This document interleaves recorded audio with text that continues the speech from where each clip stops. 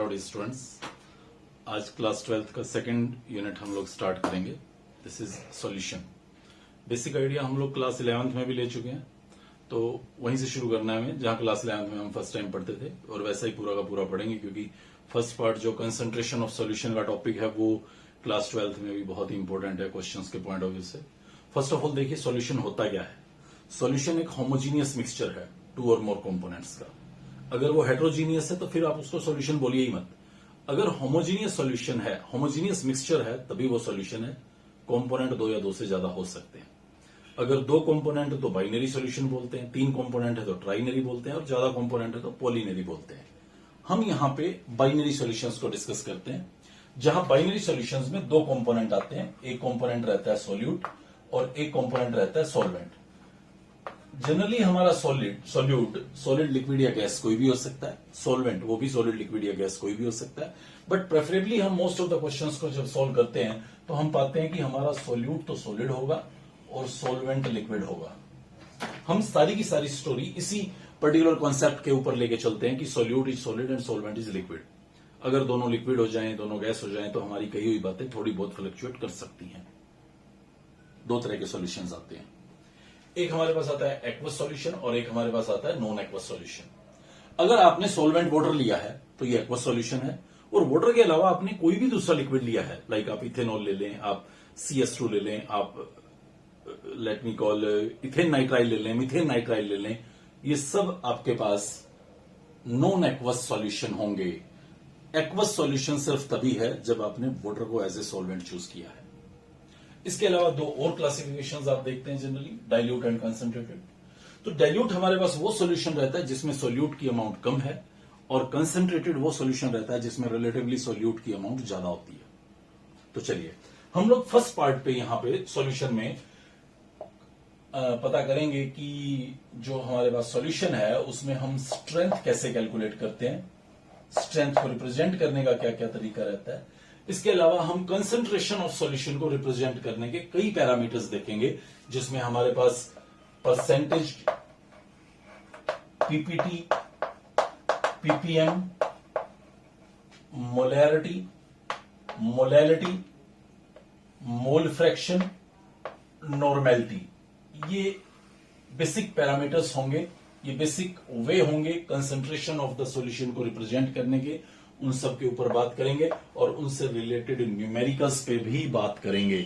So let we begin with strength first of all, and then how we can calculate concentration of solution in terms of molarity and so on.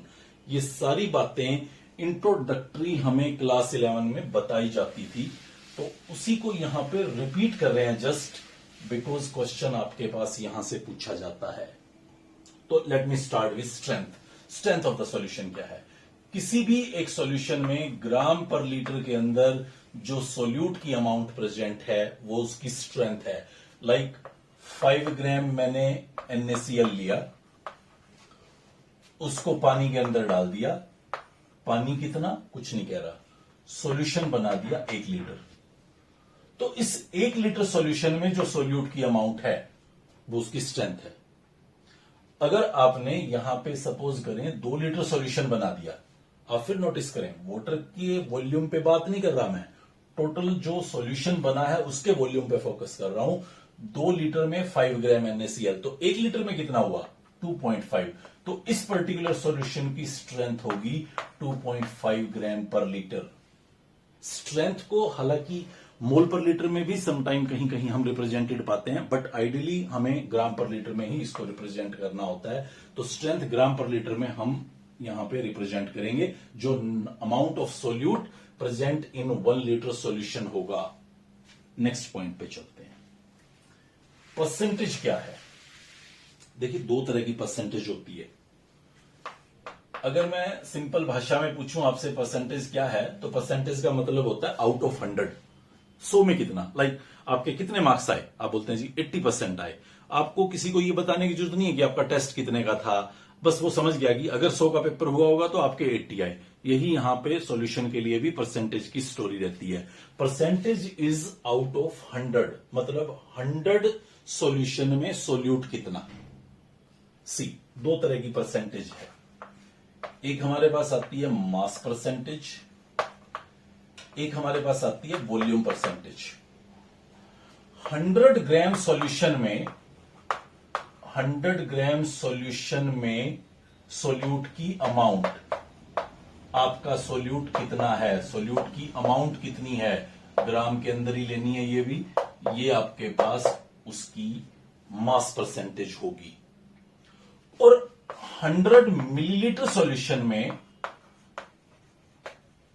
Solute की amount वो भी ग्राम में ही लेनी है। Confuse मत होना, volume percentage में volume लेना था, नो, सिर्फ सॉल्यूशन का वॉल्यूम लेना है आपको।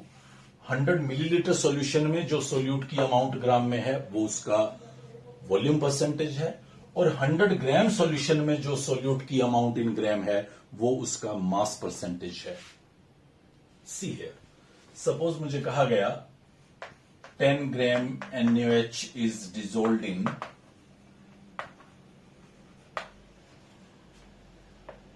250 gram water. Find mass percent and volume percent given density of solution is 1.1 ग्राम पर मिलीलीटर। ये हमारे पास क्वेश्चन है, बहुत ही आसान क्वेश्चन है और बहुत इजीली हम सॉल्व कर सकते हैं इसको। देखिए कैसे करेंगे, और बाद में मैं आपको फॉर्मूला ही बताऊंगा, आप चाहेंगे तो सीधा एक फॉर्मूला याद रखिएगा और उस फॉर्मूला से मास और वॉल्यूम परसेंटेज निकालिएगा। 10 ग्राम NaOH को, ये सोल्यूट है, डिसोल्व किया गया 250 ग्राम वाटर में, ये सॉल्वेंट है। तो सोल्यूट प्लस सॉल्वेंट ये आपका बन गया सॉल्यूशन। 10 ग्राम 250 ग्राम, तो आपका ये बन गया 260 gram solution. 260 gram solution has solute just 10 gram. ये आपको पता ही है कि 260 ग्राम सॉल्यूशन में सोल्यूट सिर्फ 10 ग्राम था। आप 100 ग्राम सॉल्यूशन में निकालिए, क्योंकि 100 ग्राम सॉल्यूशन में जो सोल्यूट की अमाउंट है वो उसकी मास परसेंटेज है। तो 10/260 इंटू 100, ये आपके पास सोल्व किए जाने पे 1000/260%, यानी कि 100/26% अप्रोक्सीमेट, ये आपका 3.8 समथिंग आएगा। जो भी आए, अब हम यहां पे मैथमेटिक्स पे इन्वॉल्व नहीं होंगे। आप 100/26% को आंसर की फॉर्म में रिपोर्ट करें, वो आपका मास परसेंटेज है। एक बार फिर दोबारा नोटिस करें, ये 10 ग्राम क्या था, मास ऑफ सोल्यूट, यहां लिखता हूं, देखिए मास ऑफ सोल्यूट इन ग्राम। ये 260 क्या था, mass of solution, mass of solution, mass of solution in gram multiplied by 100, multiplied by 100 या 10⁻², लिख देता हूं। तो ये फॉर्मूला आपके पास बन गया मास परसेंटेज कैलकुलेट करने का। जब भी आपके पास कोई क्वेश्चन आ रहा है, आप सीधा इस फॉर्मूले पे चले जाएं। मास परसेंटेज निकालना चाहते हैं, आप मास ऑफ सोल्यूट देखें, मास ऑफ सॉल्यूशन देखें और 10⁻² ढूंढें। वो एक कांस्टेंट है, वो तो आपको मल्टीप्लाई करना होगा। यहां दोनों किलोग्राम में भी ले सकते हैं, कोई दिक्कत नहीं है, बट जनरली क्वेश्चंस को देखते हुए मैं आपको ग्राम की वैल्यूज सजेस्ट कर रहा हूं। अगले पॉइंट पे चलते हैं, वॉल्यूम परसेंटेज क्या होगा। अब वॉल्यूम परसेंटेज तो 100 मिलीलीटर सॉल्यूशन में सोल्यूट का अमाउंट था, तो 100 मिलीलीटर में कैसे कैलकुलेट करूं। सी हियर, मुझे ये तो पता है कि 260 ग्राम सॉल्यूशन है, बट मुझे ये नहीं पता कि सॉल्यूशन का वॉल्यूम कितना है। तो मेरी रिक्वायरमेंट होगी कि मैं इस 260 ग्राम सॉल्यूशन में जो सोल्यूट की अमाउंट जानता हूं, अगर मुझे कोई इस सॉल्यूशन का वॉल्यूम बता दे तो फिर मैं 100 मिलीलीटर सॉल्यूशन में भी सोल्यूट की अमाउंट निकाल सकता हूं। और उसके लिए मुझे यहां डेंसिटी प्रोवाइडेड है सॉल्यूशन की। देखिए डेंसिटी जो होती है ना, वो होती है मास बाय वॉल्यूम। बहुत इंपॉर्टेंट है, ध्यान रखना। डेंसिटी, मास और वॉल्यूम तीनों आपके एक ही कंपोनेंट के होने चाहिए। मतलब अगर आप यहां पे डेंसिटी सोल्यूट की पुट कर रहे हैं तो मास भी सोल्यूट का और वॉल्यूम भी सोल्यूट का। अगर आप डेंसिटी सॉल्यूशन की पुट कर रहे हैं तो मास भी सॉल्यूशन का, वॉल्यूम भी सॉल्यूशन का, और अगर आप सॉल्वेंट के लिए दे रहे हैं तो तीनों चीजें सॉल्वेंट की होनी चाहिए। सम टाइम कुछ क्वेश्चंस में ऐसा दिख जाता है कि डेंसिटी हमें सॉल्वेंट की गिवन है और हम उसे सॉल्यूशन की पुट कर बैठे, ये गड़बड़ हो जाएगी। इस बात पे पूरी तरह से कंसंट्रेट करना कि तीनों कंपोनेंट्स, डेंसिटी, मास, वॉल्यूम, तीनों फिजिकल क्वांटिटीज वो एक ही कंपोनेंट के होने चाहिए, मतलब तीनों या तो सॉल्यूशन के हो, या सॉल्यूट के हो, या सॉल्वेंट के हो, वो आपको देखना होगा। तो ये आपको डेंसिटी ऑफ सॉल्यूशन गिवन था 1.1, मास ऑफ सॉल्यूशन आपको पता है 260, वॉल्यूम ऑफ सॉल्यूशन आप निकालना चाहते हैं V, तो आप यहां से V को कैलकुलेट करेंगे, ये आएगा 260 बाई 1.1। इसको सोल्व कीजिएगा।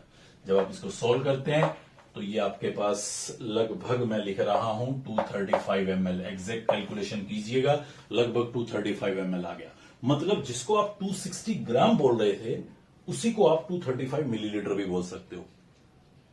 So 235 milliliter solution has solute 10 gram and 100 milliliter solution will have solute 10 by 235 into 100। इसको आप सोल्व करें तो ये आपके पास आएगा वॉल्यूम परसेंटेज। एक बार फिर दोबारा देखें, 10 क्या था, मास ऑफ सोल्यूट इन ग्राम, तो मैं यहीं लिखता हूं mass of solute in gram divided by, नीचे लेता हूं volume of solution in millilitre, 235 millilitre आया था, तो ये है volume of solution in millilitre multiplied by 100 means 10⁻²। तो ये जो आपके पास फॉर्मूला बना, ये फॉर्मूला है वॉल्यूम परसेंटेज का। ये दो फॉर्मूले हैं, मास परसेंटेज और वॉल्यूम परसेंटेज कैलकुलेट करने के, जो आप बहुत इजीली यूज कर सकते हैं अपने क्वेश्चंस को सोल्व करने के लिए। परसेंटेज को दो सेंस में रिप्रेजेंट किया जा रहा था, एक मास परसेंटेज और एक वॉल्यूम परसेंटेज। मास परसेंटेज है 100 ग्राम सॉल्यूशन में सोल्यूट की अमाउंट, और वॉल्यूम परसेंटेज है 100 मिलीलीटर सॉल्यूशन में सोल्यूट की अमाउंट। दोनों में सोल्यूट आपका ग्राम में ही होना है। तो आप ये दोनों फॉर्मूले याद करें और एक बार को इस पीपीटी और पीपीएम को भी समझें, बहुत ही आसान बात रहेगी। जैसे परसेंटेज आउट ऑफ 100 होती है, ठीक वैसे ही पीपीटी आउट ऑफ 1000 होता है। सपोज कीजिए स्कूल में आपका 50 मार्क्स का एक पेपर था, आपके नंबर आए 40, तो आप सीधा बोलेंगे कि जी मेरे 80% आए। यस, 50 में से 40, 100 में से 80। अब आपसे कोई पूछे कि अच्छा कितने पीपीटी स्कोर किया आपने, यू विल कॉल इट 800। भाई 50 में से मेरे आए हैं 40, 50 में से मेरे आए हैं 40, 1000 में कितने आए होंगे, तो आपका आंसर होगा 800। 800 PPT. PPT is out of 1000, similarly ppm is out of million.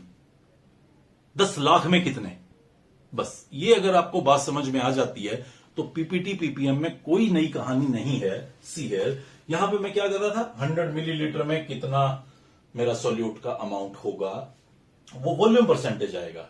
अब अगर मैं यहां 100 की बजाय 1000 कर दूं, यहां 100 की बजाय 1000 कर दूं, तो ये मेरा होगा पीपीटी बाई वॉल्यूम।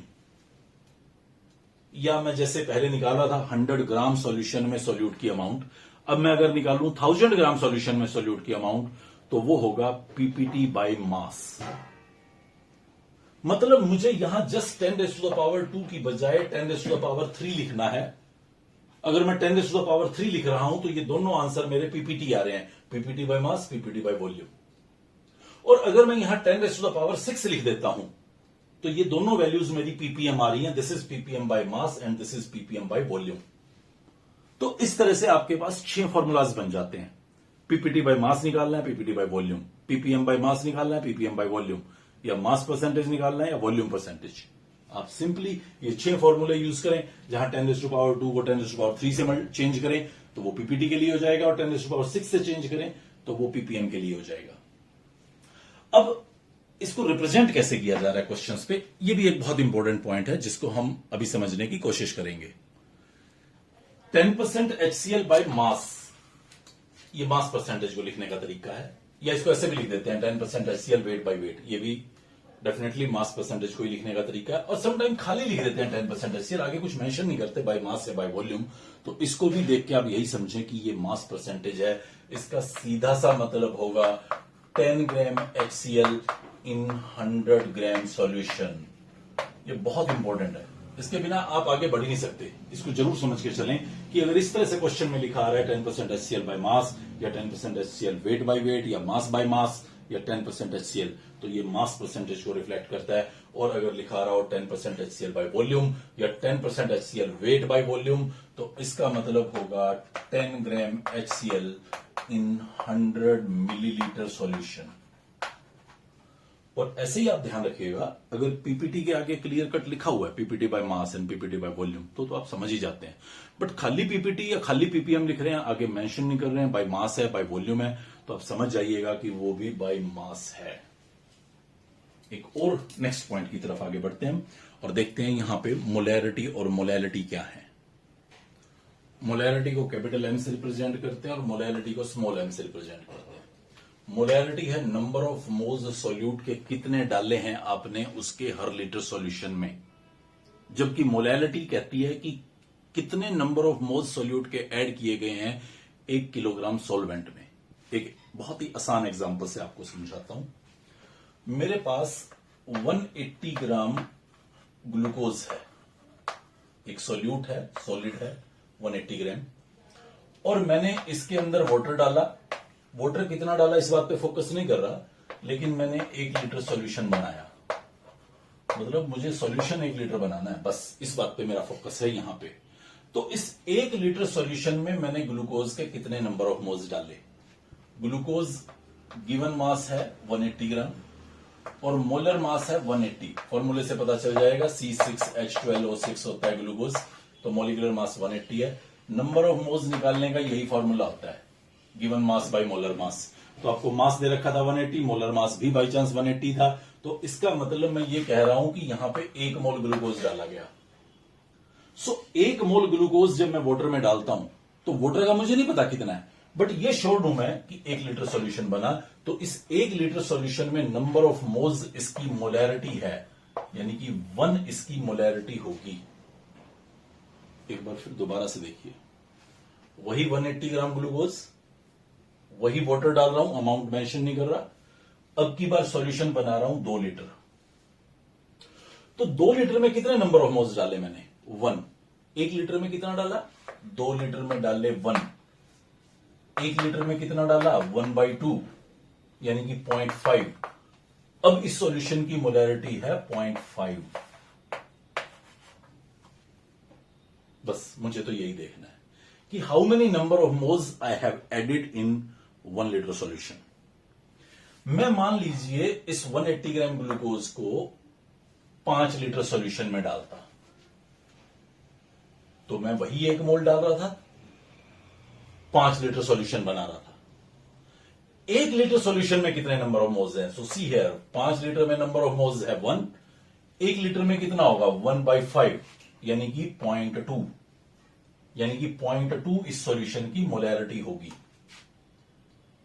आखिरी बात सुन लीजिए, वही 180 ग्राम ग्लूकोज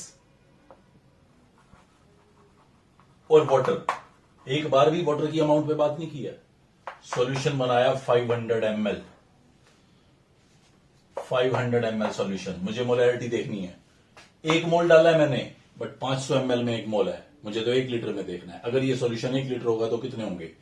500 ml में है 1 मोल, तो 1000 में कितना होगा? यू जस्ट चेक इट, 2 मोल। ये आपकी मोलैरिटी होगी उस सॉल्यूशन की। 4 सॉल्यूशन बना लिया आपने। अगर आप 1 मोल को 1 लीटर में डाल रहे हैं तभी वो 1 मोलर था। अगर आप 2 लीटर में डालते, 5 लीटर में डालते या 500 ml में डालते, तो हर बार आपके पास जो मोलैरिटी का वैल्यू आ रहा था वो कुछ डिफरेंट आ रहा था। अब एक बार मोलैरिटी को देखते हैं। इसी कहानी को फिर दोबारा एक नए रूप में देखेंगे और एक फॉर्मूले को भी रादर वर्कआउट करके चलते हैं। यहां देखिए, मोलैरिटी निकाल रहा था 1 number of moles 5 volume of solution in litre.